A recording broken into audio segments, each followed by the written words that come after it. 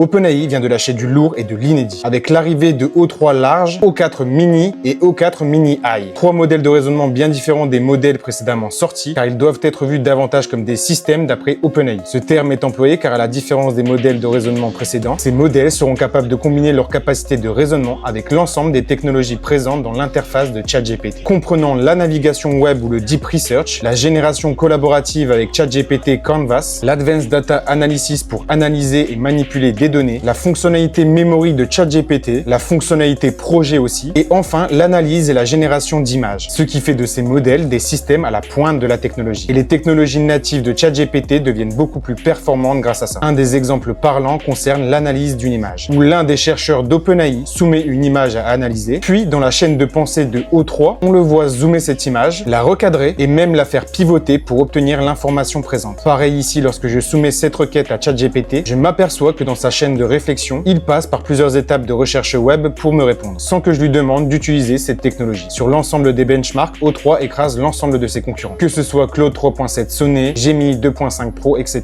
O3 et O4 mini sont très proches et similaires en performance, avec forcément un léger avantage sur certains points pour O4 mini high, considéré comme le modèle le plus avancé mais pas encore largement déployé. Quant aux anciens modèles GPT-4 et O1, ils devraient bientôt disparaître avec l'arrivée de ces nouveaux modèles, étant donné qu'ils sont considérés comme obsolètes à présent. OpenAI nous confie également qu'un modèle O3 Pro Mode, un modèle avec une capacité de calcul supérieure, devrait bientôt être proposé aux utilisateurs pro qui ont pour le moment accès à O1 Pro Mode. Et enfin, pour terminer avec toutes ces nouvelles, OpenAI a présenté en bonus un agent de codage open source, conçu par eux-mêmes, appelé Codex CLI, capable de se connecter à votre ordinateur, mais nous en parlerons dans une prochaine vidéo. Alors dis-moi ce que tu penses de tout ça en commentaire, et n'oublie pas de me suivre si cette vidéo t'a plu, parce que tu vas adorer celle de demain.